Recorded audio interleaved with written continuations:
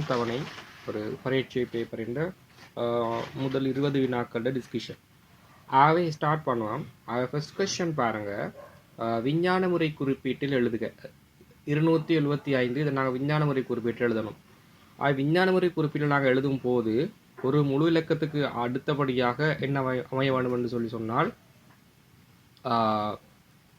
தசமதானம் அமைய வேண்டும். ஆகவே 2.75 இங்கே பார்த்தீங்கன்னு சொன்னால் 2.75 தசமதானம் இருக்கிற இடம் தரப்படையில். பட் நம்மளுக்கு அது கண்டுபிடிக்கலாம். ஆகவே தசமதானம் தரப்படாத விடத்து தசமதானம் எங்கே இருக்கும்னு சொன்னால் தசமதானம் இறுதியாக இருக்கும். உதாரணமாக பாருங்கள், 275 தசமதானம் இந்த இடத்துல இருக்குது. ஒரு முழு இலக்கத்துக்கு அப்புறமாக தசமதானம் வேறு மாதிரி நாங்கள் இதை ஒழுங்குபடுத்த வேணும். ஆகவே தசமதானத்தை நாங்கள் இந்த இடத்துக்கு கொண்டு வர வேணும். ஆகவே ஒரு தானம் 2 தானம் முன்னோக்கி மூவ் பண்ண வேணும். ஆகவே மூவ் பண்ணினோம் என்றால் 2.75 இந்த மாதிரி அமையும். எத்தனை தானங்கள் முன்னோக்கி இருந்ததுன்னா 2 தானங்கள். முன்னோக்கி கொஞ்ச இது வந்து நேர்ச்சுட்டியாக இருக்குது. ஓகே, ஸோ சப்போஸ் இது இப்படி இருந்திருந்தால் 0.025 சொல்லிட்டு இந்த தசமதானம் 1 2 தானங்கள் பின்னோக்கி நகர்ந்து இருக்க வேணும். அப்போ என்ன ஆன்சர் வருமென்றால் 2.5 தர 10^2 சொல்லி வரும். ஓகே, அடுத்ததாக 35 சென்டிமீட்டர் தர 20 சென்டிமீட்டர் தர 10 சென்டிமீட்டர் அளவுகளை உடைய கனவுரு வடிவ தாங்கியிட கொள்ளளவை காண்க. அதாவது கனளவும் கொள்ளளவும் கிட்டத்தட்ட சமன். ஆனால் நாங்கள் கொள்ளளவை மில்லி லிட்டர் அல்லது லிட்டரில் கொடுக்கணும். ஆகவே இதெல்லாம் பெருக்குவோம். அவை 35 தர 20 தர 10, 35 சென்டிமீட்டர் தர 20 10 200 சென்டிமீட்டர் வர்க்கம். ஆகவே 35 2ஆல் பெருக்கணும் என்று சொன்னால் 70. ஆகவே 2 0.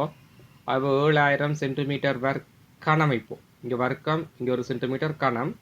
இதை நாங்கள் மில்லி லிட்டருக்கு மாற்றலாம். ஆகவே இது எவ்வளோன்னு சொன்னால் 7000 மில்லி லிட்டர். ஆக லிட்டருக்கு மாற்றினோம்டா 7 லிட்டர் என்ற ஆன்சர் வரும். சுருக்குக என்னென்னு செய்யணும்னு சொன்னால் இந்த அடைப்பு நீக்கணும். ஆகவே 3 தர 5 3 15 எக்ஸ் கூட்டல் 3 2 6 சய எக்ஸ் சக 1. பாருங்க, 15 எக்ஸில் ஒரு எக்ஸை கழிச்ச வேண்டாம் 14 எக்ஸ் 6 1 7. இப்போ என்ன செய்யலாம்டா, இதில் வேணுமெண்டா நம்மளுக்கு வந்து 7 பொதுவாக எடுக்கலாம். 7 பொதுவாக எடுத்தோம்னு சொன்னால் 14 7கள் 2 முறை எக்ஸுக்கு எக்ஸ் சக 1 என்ற மாதிரி அமையும். சமன்பாட்டை தீர்க்க 4வது கேள்வி. சமன்பாட்டை தீர்க்க. ஓகே, இங்கே பார்த்தீங்கன்னு சொன்னால் வந்து 2 பெருக்கி கொண்டு இருக்குது. ஆகவே இல்லாமக்க பிரிப்போம், இங்கேயும் பிரிப்போம் 2ஆலே. ஆகவே எக்ஸாக 3 சமன் 18 2ஆல் பிரித்தால் 9. இப்போ சக 3 இருக்குது. ஆகவே இல்லாமக்க சய 3, இங்கேயும் சய 3 கட். அவை எக்ஸ் சமன் 6 என்று ஆன்சர் வரக்கூடிய மாதிரி இருக்கும். அடுத்ததாக 5வது கேள்வி. 4வது கேள்வி. ஓகே, தகவல்களுக்கு ஏற்ப எக்ஸின் பெறுமதியை காண்க. பைதகரஸின் தேற்றம். அவை எங்களுக்கு தெரியும். செங்கோணம் இந்த இடம் தரப்பட்டிருக்கு. அது இது செம்பக்கம். ஆக செம்பக்கத்திட வர்க்கம் சமன் மற்ற 2 பக்கங்களோட வர்க்கங்களோட கூட்டுத்தொகை. அவை 5 வர்க்கம் ப்ளஸ் 12 வர்க்கம். 5 வர்க்கம் 5 தர 5 25, 12 வர்க்கம் 144. அவை கூட்டினோம்னா 169 வரும் எக்ஸ் வர்க்கத்துக்கு. அவை எக்ஸுக்கு என்ன வரும்னு சொன்னால் வர்க்க மூலம் 169. ஆகவே 13 தர 13 169. ஆகவே எக்ஸ் 13 சென்டிமீட்டர். அடுத்த கொஸ்டின், 5வது கொஸ்டின். ஓகே, 12 7 2 என் கோளத்தின் அடுத்து வரும் 2 உறுப்புகளை எழுதுக. அவை இங்கே பாருங்கள், 12லேருந்து 7க்கு வந்திருந்தா 5 குறைந்து இருக்குது. இங்கேயும் பார்த்தீங்கன்னா 5 குறைந்து இருக்குது. ஆக இங்கே 5 குறைய வேணும். மைனஸில் ஆன்சர் வரும். அப்போது 2 பார்த்தீங்கன்னா நீங்கள் 5 கழிக்க வேணும். அவர் 2 5 கழிக்கும் போது 0 பாருங்கள், 0 = 2. ஆகவே அங்கே இன்னும் 3 எடுக்க வேணும். ஆகவே -3. ஆகவே -3. நாங்கள் திரும்ப இருக்க -3ஓட திரும்ப குறைக்கிறேக்கில் பார்த்தீங்கன்னா -8 வரும். ஆகவே 2 உறுப்புகள் ஓகே. 7வது கொஸ்டின், தரப்பட்டுள்ள நேர்கோட்டின் படித்திறன் 2 ஆகும். நேர்கோட்டின் சமன்பாட்டை எழுதுக. எங்களுக்கு தெரியும் y சமன் mxo சாரி y சமன் mx + - c என்று வரும். ஆகவே இதில் படித்திறன் 2 ஆகும். படித்திறன் என்று சொன்னா உங்களுக்கு தெரியும், இதில் பார்த்தீங்கன்னா m. ஆகவே y சமன் இந்த mக்கு பதிலாக 2 போடுறேன், 2x. வெட்டு துண்டோடி பார்க்கணும்டா. வெட்டு துண்டா வரைவு வந்து பார்த்தீங்கன்னா இந்த y எச்ச வெற்ற இடம் இந்த இடம் பாருங்க -2, இதான் c. அவை சிக்கு பதிலாக -2 போட்டோம்டா ஓகே. அவைதான் இந்த ஆன்சர். அடுத்த கொஸ்டின், உருவல் படி கோணம் ஏயின் பெறுமதியை காண்க. அதாவது சமாந்தர நேர்கோட்டு ஜோடிகள் தரப்பட்டிருக்கு. பான வடிவத்தில் இருந்தால் நாங்கள் சொல்லுவோம் நேய கோணங்கள். ஆகவே ஏயோடி 120 கூட்டினம் என்று சொன்னால் 180 வர வேணும். ஆக இது சால்வ் பண்ண -120, இங்கேயும் -120. அவை a = 60 பாகை. என்ன ரீசன் என்று சொன்னால் நேய கோணம். இது ரீசன் என்று சொன்னால் நேய கோணம். ஓகே. 9வது சுருக்குக. சுட்டிகள் வந்திருக்கு. அதாவது வலுவின் வலுவாக அமையும் போது நாங்கள் பெருக்கணும். ஆக 2 தர -1. So that's equal to 2 -1 பெருக்கிறோம்டா -2. ஆகவே இது மறை சுட்டியாக இருக்கு. நேர் சுட்டியாக்க 1/3 என்று கொடுக்கலாம். காரணி காண்க. x வர்க்கம் -25. இது என்னன்னா வர்க்க வித்தியாசமாக எழுதலாம். பாருங்க, x வர்க்கம் -25 5 வர்க்கமாக எழுதுறேன். இப்போ வர்க்க வித்தியாசம். ஆகவே x -5 x +5. அடுத்த கொஸ்டின், வியாபாரி ஒருவர் மாம்பழம் ரூபாய் 10 வீதம் 50 காய்களை வாங்கி ரூபாய் 13 வீதம் விற்பனை செய்தார். எனில் அவருக்கு கிடைக்கும் இலாபம் எவ்வளவு? ஓகே. அப்போ ஒரு காய்க்கு இவர் வந்து 10 ரூபாய்க்கு வாங்கி 13 ரூபாய்க்கு விற்கிறாரு. ஆகவே ஒரு காய்க்கு 3 ரூபாய் லாபம் இருக்குது. அப்படி என்றால் 50 காய்க்கு எவ்வளவு? ஆக 50ஆல் என்ன செய்யணும்? பெருக்கணும். ஆகவே 150 ரூபாய். இதை இன்னும் மாதிரி செஞ்சிருக்கலாம். 50 10ஆல் பெருக்கி ஆன்சர் 2 வரும். அதே மாதிரி 50 13ஆல் பெருக்கி ஆன்சர் 2 வரும். இதிலிருந்து அதை கழிச்சாலும் சேம் ஆன்சர் வரும். ஓகே. அதாவது 50 தர 13 மைனஸ் 50 தர 10, இதே ஆன்சர் வரும். 12வது, சரிவகத்தின் பரப்பளவு a எனில் a-க்கு abx சார்பில் சூத்திரம் ஒன்றை எழுதுக. ஓகே. a சமன் தெரியும் எங்களுக்கு, அரை இரு சமாந்தர பக்கங்களோட கூட்டுத்தொகை. அப்போ இது a இது b. a சக b h உயரம் h. 13வது, காரணங்களுடன் x-இன் பெறுமதியை காண்க. அதாவது பார்த்தீங்கன்னா இது ரெண்டையும் கூட்டினா x வரும், இது ரெண்டையும் கூட்டினா x வரும். ஆகவே x சமன் 60 சக 70 பாகை. ஆகவே 130 பாகை. அதாவது கிரேட் 10ல் ஒரு தேற்றம் இருக்கு. நீங்கள் அப்படி இல்லைன்னு சொன்னால் இதை வேற மாதிரி காணலாம்.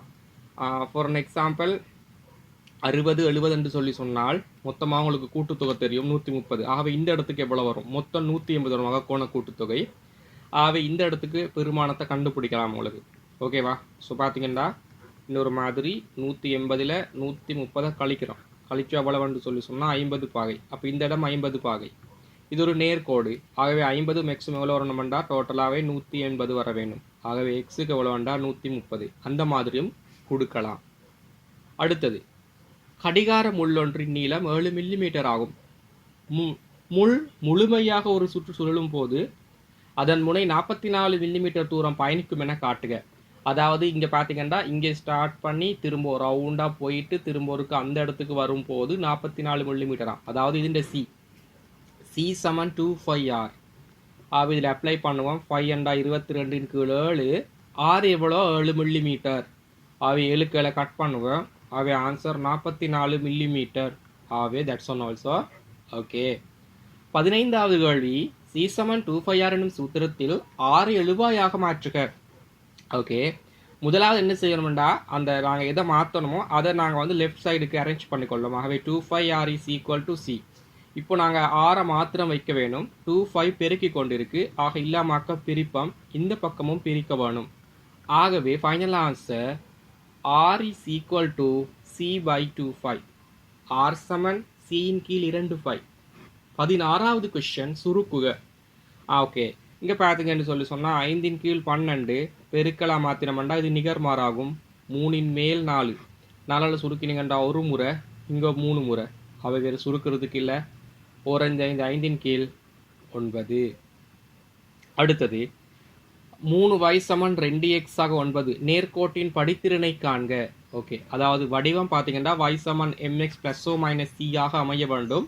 வைட குணகம் 1 இருக்கணும். ஆகவே இங்கே வைட குணகம் 3. ஆகவே நாங்கள் அதை உண்டாக்குறதுக்கு இது எல்லாத்தையும் 3ஆல் பிரிக்கிறோம். ஆகவே என்ன வருமாண்டா y சமன் 2 கீழ் 3x சக 9 3ஆல் பிரித்தா 3. ஆகவே இதன் படித்திறன் இந்த இருக்கு படித்திறன் எக்ஸோட வரது தான் படித்திறன். ஆகவே m is equal to plus 2 கீழ் 3. 18வது கேள்வி உருவில் உள்ள செவ்வகத்தின் பரப்பளவு 42 சென்டிமீட்டர் வர்க்கமாகும். இத்தகவலை பயன்படுத்தி சமன்பாடு ஒன்றை உருவாக்குக. ഇതിൻ്റെ பரப்பு 42. நீளம் தர அகலம் அவ பாருங்க நீளம் எவ்வளோ எக்ஸ் ஆக 3. இதோடு நாங்கள் அகலத்தை பெருக்கணும். ஆன்சர் 42 வரும். சென்டிமீட்டர் போட தேவையில்லை சமன்பாட்டில் சென்டிமீட்டர் வர்க்கம். 19வது கொஸ்டின் தரப்பட்டுள்ள தரவுகளின்படி சரியான விடையின் கீழ் கோடிடுக. இங்கே பைத்தகரசின் தேற்றம் அதாவது பாருங்கப்போ 90 பாய் கொடுக்கப்பட்டிருக்கு. அதுக்கு எதிராக உள்ளது ஆல்வேஸ் செம் பக்கம். அதிண்ட வர்க்கம் பிஆர் இந்த வர்க்கம் சமன் மற்ற 2 பக்கங்களோட வர்க்கங்களோட கூட்டுத்தொகை. அவை பி கியூ வர்க்கம் சக கியூஆர் வர்க்கம். அவை இதுக்கு செட்டார் ஆன்சர் பிஆர் வர்க்கம் சமன் பி கியூ வர்க்கம் கியூஆர் வர்க்கம். ஓகே, ஆன்சர் இது. அடுத்த கொஸ்டின் ஒருவில் காட்டப்பட்டுள்ள நேர்கோடு ஏபிஏசி என்பவற்றிலிருந்து சம தூரத்தில் இயங்கும் புள்ளியின் ஒழுக்கை வரைக. இது என்னென்னு சொல்லி சொன்னால் இந்த மாதிரி நாங்கள் ஒரு வில் வெட்டி போட்டு அதுக்கப்புறமா வட்டார இங்கே வச்சு இங்கால அரைவாசி கொடுத்து ஒரு வில் இங்கே அரைவாசி கொடுத்து ஒரு வில் என்று சொல்லிட்டு வெட்டுவிட்டோம்னு சொல்லி சொன்னால் வரும். அல்லது ஒழுக்குகள் அதாவது இதை நாங்கள் சமச்சீராக மடித்தோம்னா இந்த மடிப்பு கோடுகள் வரும். அந்த மடிப்பு கோடு தான் இது இந்த பார்த்தீங்கன்னு சொல்லி சொன்னால் இது ரெண்டுலேயும் சம தூரத்தில் இயங்குற புள்ளியில் ஒழுக்கு. ஆகவே ஃபர்ஸ்ட் 20 கொஸ்டின்ஸ் ஓகே. இதுக்குள்ளால் உங்களுக்கு ஏதாவது டவுட்ஸ் இருக்குன்னு சொல்லி சொன்னால் இந்த நம்பருக்கு ஒரு வாட்ஸ்அப் மெசேஜ் பண்ணி விடுங்க. ஸோ எனக்கு டைம் இருக்குமே இருந்தால் நான் இது இந்த பார்ட் 2 ஒரு வீடியோ ஒன்று போடுறதுக்கு நான் எதிர்பார்க்குறேன். ஓகே, அப்போ நாங்கள் அடுத்த வீடியோவில் சந்திப்போம் பிள்ளைகள்.